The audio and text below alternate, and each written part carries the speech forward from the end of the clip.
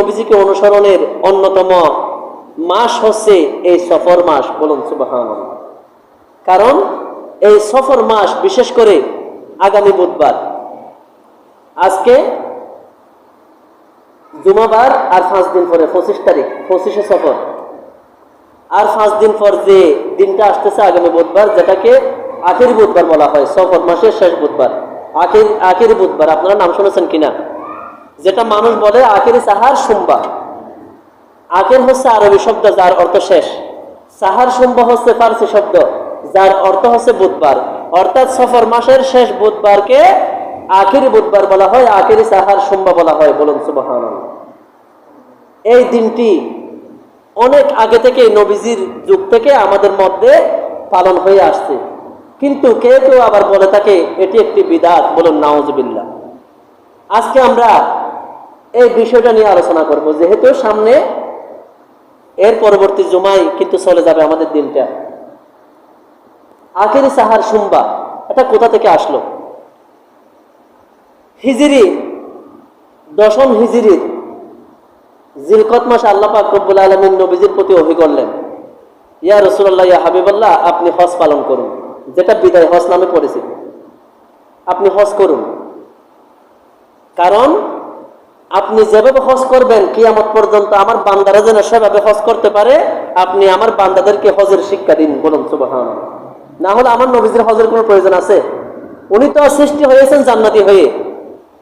কিয়ামত পর্যন্ত আমরা কিভাবে হজ করব, কিভাবে নবীজিকে অনুসরণ করব, এই বিষয়টি শিক্ষা দেওয়ার জন্য আল্লাহ পাক নবীজিকে হজ করতে বলেছেন। যেভাবে নবীজি বলেছেন, সল্লু কামা রাআইতুমুনি উসাল্লি, তোমরা ওইভাবে নামাজ আদায় করো যেভাবে আমি নবীজিকে নামাজ আদায় করতে দেখেছো। নামাজ যেমন আমাদেরকে নবীজি শিক্ষা দিয়েছেন কিভাবে আদায় করতে হবে, কিভাবে আদায় করলে নামাজ হবে, কিভাবে আদায় না করলে নামাজ হবে না, এটা যেমন নবীজি শিক্ষা দিয়েছেন, এই হজের মাসালাটাও আল্লাহ পাক নবীজির মাধ্যমে শিক্ষা দেওয়ার জন্য আল্লাহ পাক ওহী করলেন, আপনি হজ করুন। তখন নবীজি হজে গেলেন। হজ থেকে আসার পরে উনি এই সফর মাসের 3য় সপ্তাহে একটু অসুস্থ বোধ করলেন। অসুস্থ হওয়ার পরে এই সফর মাসের শেষ বুধবার, যেটা আখেরি সাহার সোমবার বলা হয়, আখেরি বুধবার বলা হয়, এই বুধবার দিন সকালে ঘুম থেকে উঠে উনি বলতেছেন, আমার পাশে কে আছেন, একটু মনোযোগ দিয়ে শুনবেন। আজকে আমরা এই বিষয়গুলো না জানার কারণে আমরা বিরোধিতা করি। এখানে বিরোধিতার কোনো কিছু নাই। নবীজি বলতেছেন, আমার পাশে কে আছেন? আমি দীর্ঘদিন অসুস্থ থাকার পরে আজকে আমার শারীরিকভাবে ভালো মনে হচ্ছে, সুস্থ মনে হচ্ছে। তখন মা আয়েশা সিদ্দিকা রাদিয়াল্লাহু তাআলা আনহা বলতেছেন, ইয়া রাসূলুল্লাহ, ইয়া হাবিবাল্লাহ সাল্লাল্লাহু আলাইহি ওয়াসাল্লাম, আমার মাতা পিতা আপনার জন্য কুরবান হোক, আমি আপনার পাশে আছি। তখন নবীজি বলতেছেন, আপনি আমার জন্য গামলা নিয়ে পানি নিয়ে আসুন, আমার আজকে ভালো লাগতেছে, আপনি আমাকে গোসল করাই দিন। তখন মা আয়েশা সিদ্দিকা রাদিয়াল্লাহু তাআলা আনহা নবীজিকে পানি নিয়ে গোসল করাই দিলেন। সুবহানাল্লাহ। এরপর নবীজি বলতেছেন, বাসায় কি কোনো খাবার আছে? উনি বলতেছেন, হ্যাঁ, কিছু আটা রয়েছে এবং সিরকা রয়েছে, কিছু গোশত রয়েছে। নবীজি বলছেন, এগুলা নিয়ে আসেন এবং আমার মা ফাতেমা এবং হাসান হোসেনকে কবর দেন, এবং আমার যারা অন্য আহালিয়া আছে, স্ত্রী আছে, ওনাদেরকেও কবর দেন। সবাইকে খবর দিয়ে বাসায় নিয়ে এসে সবাইকে নিয়ে একসাথে দীর্ঘদিন পর নবীজি রুটি খেলেন, খাদ্য খেলেন। সুবহানাল্লাহ। যার কারণে অনেক আশিকের রাসূলরা এই দিন রুটি পাকিয়ে তাকে হালুয়া রুটির ব্যবস্থা করে, নবীজির অনুসরণে, নবীজির সুন্নতের অনুসরণে। সুবহানাল্লাহ। আল্লাহ পাক যে বললেন, নবীজির অনুসরণ আমি রাসূলদেরকে কেন পাঠিয়েছি, ওয়া আরসালনা মির রাসূলিন ইল্লা লিইউতাআ বিইذনিল্লাহ, আমি রাসূলকে এজন্য পৃথিবীর বুকে পাঠিয়েছি যেন আমার বান্দারা আল্লাহর হুকুমে রাসূলের অনুসরণ করতে পারে। এই রাসূলের এরপরে বিকাল বেলা আসরের পরে নবীজি আবার অসুস্থ হলেন। অসুস্থ হওয়ার পরে একেবারে সফর মাসের শেষ, আগামী মাসটা যেটা আসতেছে রবিউল আউয়ালের 12 তারিখ, নবীজি বিশাল শরীফ লাভ করে এই অসুস্থ থেকে নবীজি আর সুস্থ হন নাই।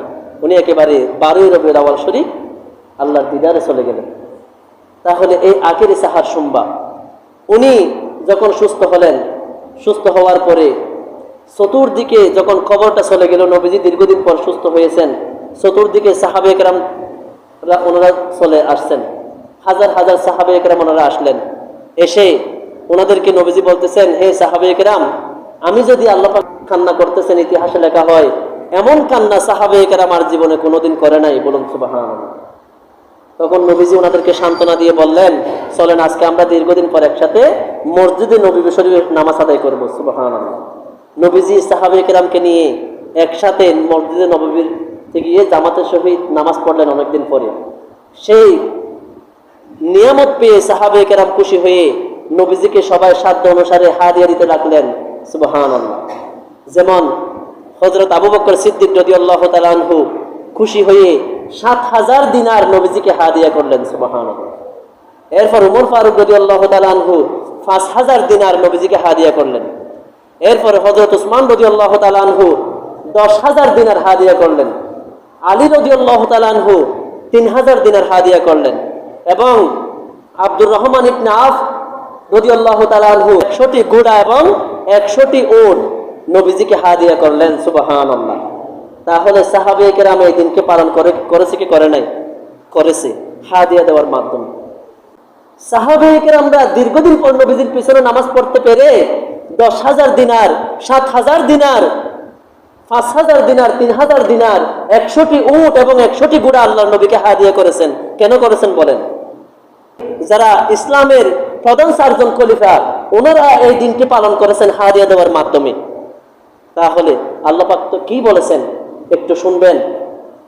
এই দিন যারা এভাবে হাদিয়া দেওয়ার মাধ্যমে পালন করবে, দান খয়রাতের মাধ্যমে পালন করবে, তাদের জন্য কি সুসংবাদ আল্লাহ পাক রেখেছেন।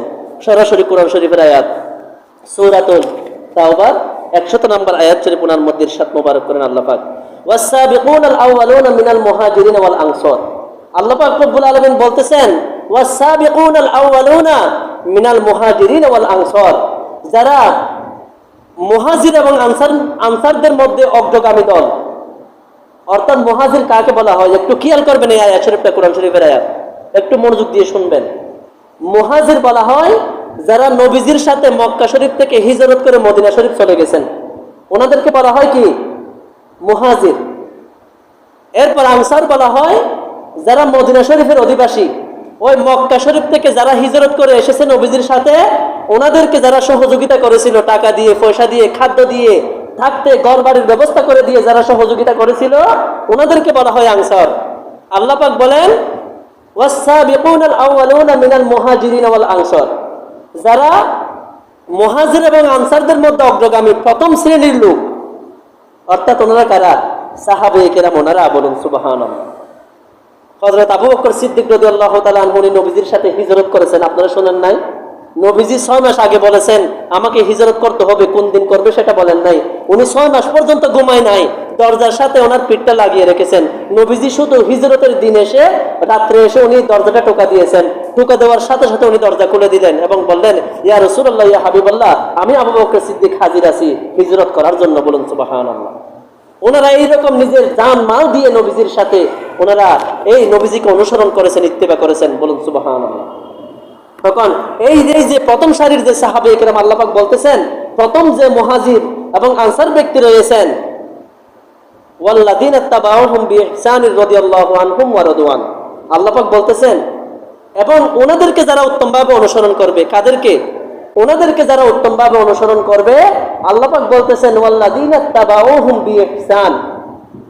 আমার বান্দাদের মধ্যে এই সাহাবায়ে কেরামকে যারা উত্তমভাবে অনুসরণ করবে, রাদিয়াল্লাহু আনহুম ওয়া রাদওয়ান, আমার ওই বান্দাদের প্রতি আমি সন্তুষ্ট এবং তারাও আমার প্রতি সন্তুষ্ট হয়ে যাবে। বলুন সুবহানাল্লাহ। অর্থাৎ আমরা যারা সাহাবায়ে কেরামকে পরিপূর্ণ অনুসরণ করব, আল্লাহ পাক বলতেছেন রাদিয়াল্লাহু আনহুম ওয়া রাদওয়ান, আমি আল্লাহ পাক ওই বান্দাদের প্রতি সন্তুষ্ট হয়ে যাব, তাদের প্রতি আমি আল্লাহ পাক আর অসন্তুষ্ট থাকবো না। এবং আমি আল্লাহ যখন তাদের প্রতি সন্তুষ্ট হয়ে যাব, তাদের দুনিয়াতেও কোনো চিন্তা থাকবে না, মারা যাওয়ার পরে কবরে, হাসরে, নসরে, মিজানে, ফুলসিরাতে তাদের আর কোনো চিন্তা থাকবে না। তাদেরকে আমি জান্নাতে নিয়ে যাওয়া পর্যন্ত তাদের প্রতি আমি সন্তুষ্ট থাকবো। তাদেরকে যেহেতু আমি এই নিয়ামতগুলা দেব, এই নিয়ামত পাওয়ার পরে আমার বান্দারাও আমার প্রতি সন্তুষ্ট হয়ে যাবে। বলুন সুবহানাল্লাহ। আমরা যদি জান্নাত পাই, কবরের আযাব থেকে যদি মুক্তি পাই, হাসরের মাঠ থেকে যদি মুক্তি পাই, দুনিয়ার আযাব, গজব, অপমান থেকে যদি মুক্তি পাই, তাহলে আমরা আল্লাহর প্রতি সন্তুষ্ট হব না? অবশ্যই সন্তুষ্ট হব। এটাই আল্লাহ পাক বলেন ওয়াল্লাযীনা তাবাউহুম বিইহসান, যারা সাহাবায়ে কেরামদেরকে পরিপূর্ণ অনুসরণ করবে, আল্লাহ পাক বলেন রাদিয়াল্লাহু আনহুম ওয়া রাদু আন, আমি আল্লাহ পাক আমার ওই বান্দাদের প্রতি সন্তুষ্ট হয়ে যাব এবং আমার ওই বান্দারাও আমার প্রতি সন্তুষ্ট হয়ে যাবে। বলুন সুবহানাল্লাহ। শুধু তাই নয়, এরপর আল্লাহ পাক রব্বুল আলামিন বলেন ওয়া আ'আদ্দা লাহুম জান্নাতিন তাজরি তাহতাহাল আনহার, আমি আমার ওই বান্দাদেরকে এমন জান্নাত দান করব, এমন জান্নাতে প্রবেশ করাবো মারা যাওয়ার পরে যে জান্নাতের তলদেশ দিয়ে নহর প্রবাহিত হয়। সুবহানাল্লাহ। খালিদিনা ফিহা আবাদা, আমার বান্দারা এই জান্নাতের মধ্যে আবাদুল আবাদ চিরস্থায়ী ভাবে সব সময়ের জন্য থাকবে। বলুন সুবহানাল্লাহ। যালিকাল ফাউজুল আযীম, এটা হচ্ছে আমার বান্দাদের জন্য বিরাট সফলতা। কোন বান্দাদের জন্য? যারা সাহাবে কেরামকে পরিপূর্ণ অনুসরণ করেছে। বলুন সুবহানাল্লাহ। তাহলে এই আখেরি সাহার সোমবার, সফর মাসের আখেরি বুধবার যেটা আসতেছে, সেটা আমাদের পালন করতে হবে কি হবে না? অবশ্যই পালন করতে হবে। তাহলে আমরা একটা নিয়ত করি। তাহলে আমার অনুরোধ থাকবে, আপনাদের এই মাসের হক যদি আমরা আদায় করতে চাই, আখেরি সাহার সোমবার সফর মাসের শেষ বুধবার যদি আমরা সাহাবে কেরামকে অনুসরণ করার মাধ্যমে নবীজিকে পরিপূর্ণ ইত্তিবা অনুসরণ করতে চাই, তাহলে আমাদেরকে বেশি বেশি দান খয়রাত করতে হবে। বিশেষ আখেরি সাহার সোমবার আগামী বুধবার, আপনারা সেদিন পারলে, সেদিন নবীজি স্পেশাল ভাবে গোসল করেছেন, সেদিন গোসল করে এটা নবীজির অনুসরণ, সেদিন নবীজি রুটি খেয়েছেন, সেদিন রুটিকেও এটা নবীজির অনুসরণ, সেদিন সাহাবে কেরামরা নবীজিকে হাদিয়া করেছেন, দান করেছেন, আপনারাও দান খয়রাত করবেন, এটাও সাহাবে কেরামের অনুসরণ। এটা যদি আমরা করতে পারি, আল্লাহ পাক বলেন রাদিয়াল্লাহু আনহুম ওয়া রাদু আন।